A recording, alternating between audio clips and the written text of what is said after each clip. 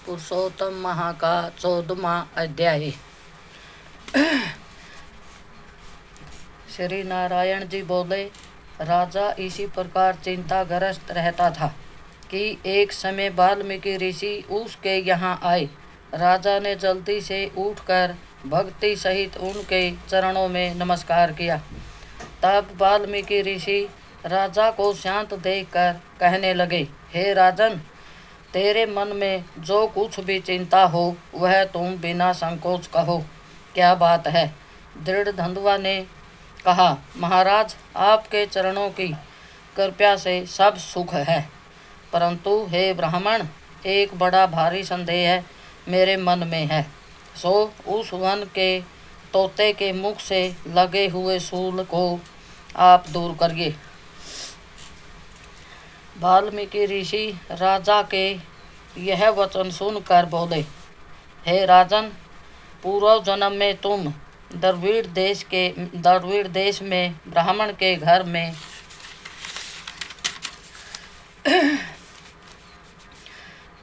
त्रामपत्तर के किनारे उत्पन्न हुए थे। सहदेव तुम्हारा नाम था। तुम धार्मिक सत्यवादी, जितना मिले उतना ही में संतुष्ट रहने वाले थे। तुम्हारी स्त्री उत्तम गुणों वाली गौतम ऋषि की पुत्री गौतमी नाम से विख्यात थी। गृहस्थाश्रम के धर्म में चलने वाले सुदेव को कितना ही काल व्यतीत हो गया, परंतु उनके संतति नहीं हुई। एक दिन आसन पर बैठा हुआ अपनी स्त्री से सेवा कराता हुआ थका हुआ वह ब्राह्मण कहने लगा, हे सुंदरी,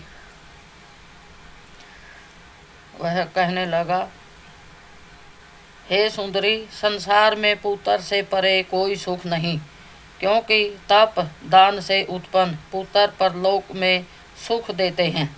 शुद्ध वंश में उत्पन्न हुई संतति इस लोक और परलोक में सुख देते हैं।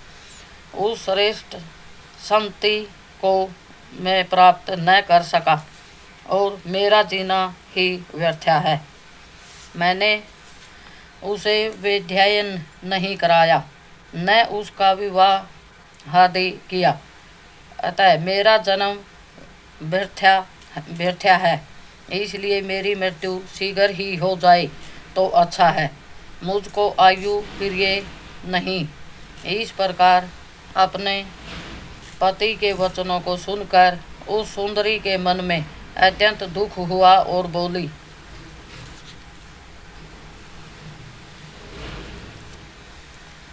दुख हुआ और इसलिए मेरी मृत्यु शीघ्र ही हो जाए तो अच्छा है, मुझको आयु प्रिय नहीं है।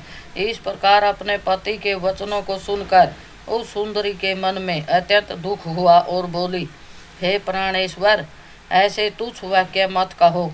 तुम्हारे जैसे वैष्णव सूरवीर कभी निराश नहीं होते। हे वीरप, आप सत्य धर्म में तत्पर रहें। आपने तो स्वर्ग जीता है। पुत्र की इच्छा है तो हरि जगन्नाथ की आराधना करो। वह ब्राह्मण श्रेष्ठ अपनी धर्मपत्नी के ऐसे वचन सुनकर निश्चय के साथ ताम्रपर्णी नदी के किनारे चला गया। वहां जाकर पुण्य तीर्थ में स्नान कर महाभयंकर तप करने लगा। ऐसे उस तपोनिधि के 4000 वर्ष बीत गए। हे ब्राह्मण, उसके तप से त्रिलोक कांप उठे। सुदेव का महा उग्र तप देखकर बड़े वेग से गरुड़ पर चढ़कर भगत वत्सल श्री भगवान प्रकट हुए। श्री नारायण बोले, हे नारद जी, नवीन मेघ के समान चतुर्भुज जगत के पालन करने में समर्थ उन मुरारी के आनंदित मुख को देखकर बड़े हर्ष के साथ सुदेव ब्राह्मण ने मुकुंद को साष्टांग नमस्कार किया। 14वां अध्याय समाप्त। जय विष्णु भगवान की, पुरुषोत्तम महा की जय हो।